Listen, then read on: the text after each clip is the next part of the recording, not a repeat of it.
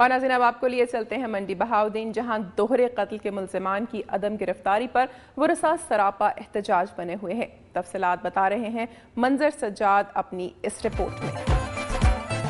میں اس وقت موجود ہوں منڈی بہاؤدین کے گاؤں میاں رانجھا میں، جہاں دو دوستوں کو ان کے گھر کے سامنے اندھا دھند فائرنگ کر کے ہلاک کر دیا گیا۔ نفرت اور غصہ جسے ہر انسان کے لیے حرام قرار دیا گیا ہے، لیکن جذبات کی رو میں بہ کر ہم کچھ ایسے فیصلے کر گزرتے ہیں جو مخالف کے خاندان کے ساتھ ساتھ اپنے لیے بھی عذاب بن جاتے ہیں۔ کچھ ایسا ہی ایک واقعہ منڈی بہاؤدین کے نواحی گاؤں میاں رانجھا میں پیش آیا، جب دو شام کے وقت اپنے گھر کے باہر خوش گپیوں میں مصروف تھے کہ ان کے پڑوس میں رہنے والے مخالف پارٹی کے افراد نے انہیں گھیر لیا اور اندھا دھند فائرنگ کر کے انجم عرفان اور اس کے دو شعیب احمد کو ہلاک کر دیا اور موقع واردات سے فرار ہو گئے۔ انجم اور شعیب کے گھر والوں کا پڑوس میں رہنے والوں کے ساتھ ناراضگی اور معمولی نوعیت کے مقدمات کی رنجش چلی آ رہی تھی، جس کا مخالف پارٹی کو رنج تھا۔ مقتول انجم عرفان 3 معصوم بچوں کا باپ، جبکہ شعیب احمد کی شادی ہونا تھی۔ ہنستا بستا گھر لمحوں میں صف ماتم میں تبدیل ہو گیا۔ مخالف پارٹی کے لوگ اپنے گھروں کو تالے لگا کر اس واقعہ کے بعد گاؤں کو چھوڑ کر چلے گئے اور پولیس تھانہ کٹھیالہ شیخا نے دوہرے قتل کی واردات کا مقدمہ درج کر کے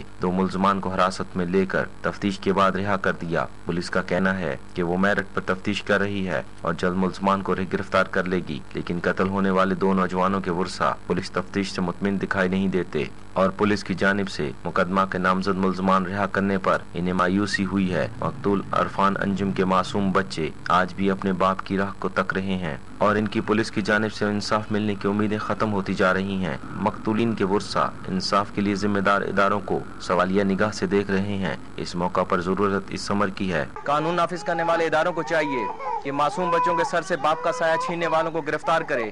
کیمرہ مین محمد اویس کے ساتھ منظر سجاد، دنیا نیوز، منڈی بہاؤدین۔ صوبہ پنجاب کے بعد اب کچھ بات کریں گے گلگت بلتستان کی۔ نئے صوبے کے قیام کے بعد جہاں دیگر انفراسٹرکچر کو بہتر کرنے کی ضرورت محسوس ہوئی، وہیں اسمبلی ہال کو بھی وسیع کرنے پر غور کیا گیا۔ اس وقت جہاں اسمبلی اپنا کام کر رہی ہے، وہ پہلے ٹاؤن ہال تھا اور جگہ کی کمی کی وجہ سے اس وقت اسمبلی ممبران کو دشواری کا سامنا ہے۔ تفصیل کے لیے دیکھتے ہیں خالد حسین کی رپورٹ۔ گلگت سے میں ہوں خالد حسین۔ اس وقت میں موجود ہوں قانون ساز اسمبلی ہال گلگت سے، جہاں پر ان کی اپنی بلڈنگ نہ ہونے کے باعث ممبران اسمبلی کو مشکلات کا سامنا رہتا ہے۔ گلگت بلتستان قانون ساز اسمبلی ہال ماضی میں ٹاؤن ہال کے نام سے جانا جاتا تھا، جہاں مقامی سطح پر میوزیکل شوز اور مشاعروں کے علاوہ عوامی سماجی مسائل کی الجھی ہوئی گتھیوں کو سلجھانے کے لیے عمائدین گلگت اکٹھے ہو کر باہمی گفت و شنید کیا کرتے تھے۔ اس تاریخی عمارت ٹاؤن ہال کی تعمیر 1974 میں ہوئی۔ ذوالفقار علی بھٹو نے اپنے دورہ گلگت کے موقع پر عوامی ہال کا افتتاح کیا۔ ٹاؤن ہال کو جنگ آزادی گلگت بلتستان کے شہداء کی یادگار کے قریب تعمیر کیا گیا، جہاں جنگ آزادی گلگت بلتستان کے بعض ہیروز بھی مدفون ہیں۔ اطراف میں آزادی سے قبل لگائے گئے چناروں کے تناور درختوں کی بڑی تعداد استادہ نظر آتی ہے، اسی لیے اس جگہ کا نام چنار باغ پڑ گیا ہے۔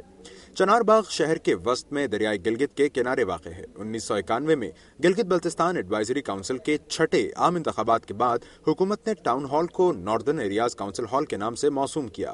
ہال میں ناردرن ایریاز کونسل کے منتخب اراکین اور اسپیکر کے لیے نشستیں ڈیزائن کی گئیں۔ وقت گزرنے کے ساتھ ساتھ اراکین کونسل اور موجودہ اراکین اسمبلی کی تعداد میں اضافہ ہوتا گیا، جس کے باعث یہ ہال اب بہت چھوٹا اور تنگ پڑتا جا رہا ہے۔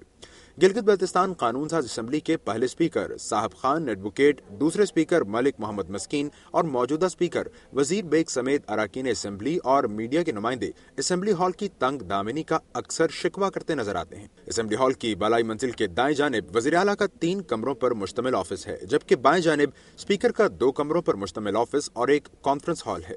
ماضی کا ٹاؤن ہال اور موجودہ اسمبلی میں مشکل سے 33 اراکین پر مشتمل ایوان کو چلانے کی ناکام کوششیں تاحال جاری ہیں، جہاں عوامی اہمیت کے حامل درجنوں قراردادیں پاس کی جا چکی ہیں۔ کیمرہ مین شاہد کریم کے ساتھ خالد حسین، دنیا نیوز، گلگت۔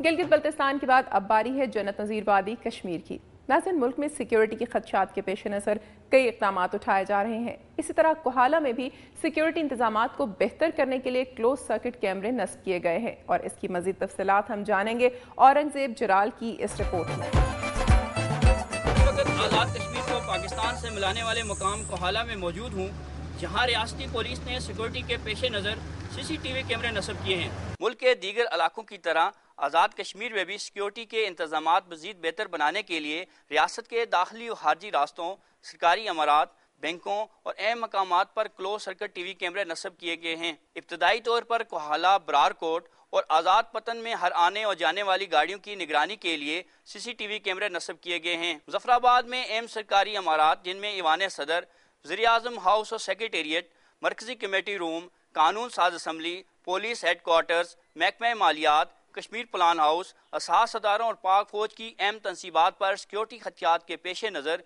खुफिया कैमरे लगाए गए हैं। रियासत के अहम मकामात के अलावा बैंकों और दीगर सरकारी दफातर के बाहर भी CCTV कैमरे नस्ब किए गए हैं। Azad Kashmir university Muzaffarabad city campus के अलावा रियासत के किसी भी निजी और सरकारी तालीमी अदारे, मरकजी बाजारों, बस अड्डों और कमर्शियल प्लाजों में ताहाल CCTV कैमरे नहीं लगाए गए। पुलिस हुकाम का कहना है कि CCTV कैमरों से न सिर्फ दहशतगर्दी के वाक़यात में मुलव्वस अफराद तक रसाई हासिल करने में मदद मिलती है, बल्कि इससे मंशियात फरोशों, कार चोरों और स्मगलरों को भी पहचानने में आसानी होती है।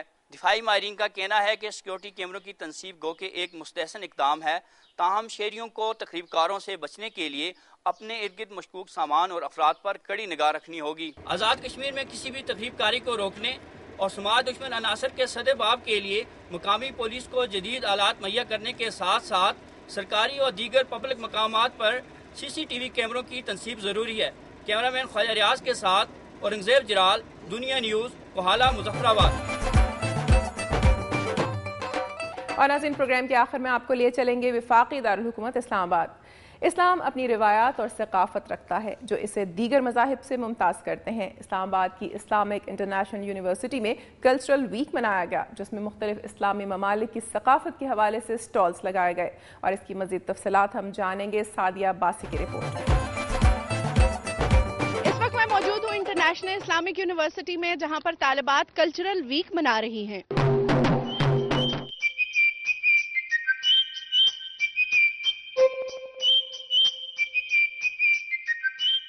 इंटरनेशनल इस्लामिक यूनिवर्सिटी इस्लामाबाद में पाकिस्तानी तलबा के अलावा गैर मुल्की तलबा और तालिबात की बड़ी तादाद ज़ेर तालीम है। इस कल्चरल वीक में पंजाब, सिंध, सरहद, बलोचिस्तान, गिलगित बल्तिस्तान और कैलाश के अलावा सऊदी अरब, फलस्तीन, कतर, जिम्बाब्वे और वस्ती एशिया की रियासतों के तालिबात ने अपने अपने इलाकों के कल्चर के हवाले से स्टॉल्स लगाए। स्टॉल्स पर रवायती मलबूसात के साथ खाने पीने की अशिया भी रखी गईं। सबसे ज्यादा हजूम पंजाब के स्टॉल पर था, जहां पंजाब के रवायती खानों के साथ साथ लोक दास्तान, हीर रांझा के किरदार भी मौजूद थे। कैलाश के स्टॉल पर रवायती रक्स भी पेश किया गया।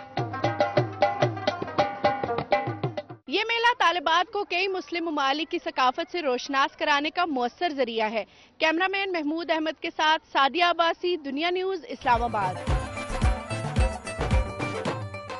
नाज़रीन, आज का प्रोग्राम आपने मुलाहिजा किया। मेरी धरती मेरी दुनिया की पूरी टीम अवामी मसाइल की भरपूर निशानदही और प्रोग्राम की बेहतरी के लिए कोशा है, जिसमें आपका ताउन और मुशावरत भी ज़रूरी है। अपनी तजावीज़ और आरा के लिए हमारा ईमेल एड्रेस नोट कर लें, mdmd@duniatv.tv। प्रोग्राम का वक्त यहीं ख़त्म होता है। अपनी मेज़बान अमीना खान को इजाज़त दीजिए। फिर हाजिर होंगे कुछ नई दिलचस्प और मालूमाती रिपोर्ट्स के साथ। अपना बहुत ख्याल रखिएगा। अल्लाह हाफ़िज़।